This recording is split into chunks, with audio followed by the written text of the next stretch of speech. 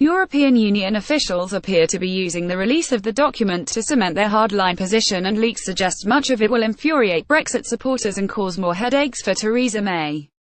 The 120-page treaty comes as EU negotiators appear increasingly frustrated with their British counterparts and is being variously described as reality check, alarm call and even electro-shock treatment.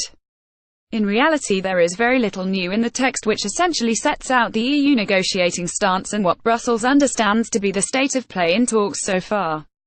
According to sources, the text states Northern Ireland will remain part of the EU customs union and maintain in regulatory alignment, effectively imposing a new trade boundary in the Irish Sea.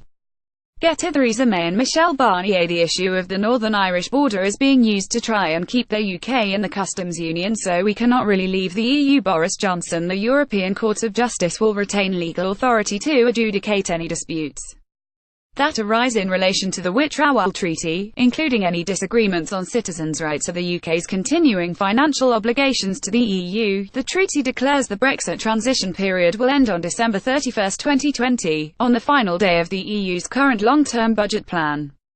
And during the transition period, the UK will lose all voting rights and decision-making power, but must comply with all existing EU laws and regulations. Hardline Brexiteers are sure to react with fury to the EU position, which flies in the face of their own plans for withdrawal from the bloc.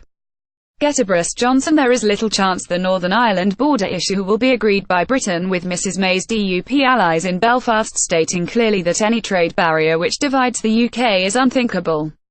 Mrs May has called for no border checks along the Irish border while remaining outside the customs union.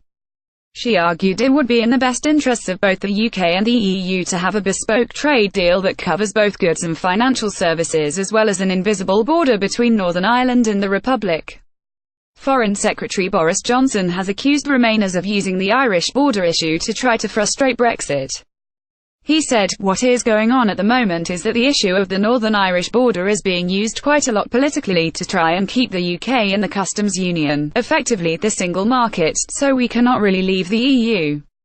That is what is going on." The Brussels position on the ECJ is also a red rag to Brexiteers in Mrs May's cabinet, who have consistently stressed that leaving the court's supervision is a central plank of the Britain's departure from the EU. Earlier this month, it was reported that officials from a number of member states were angry at the negotiating stance taken by the EU's chief negotiator Michel Barnier.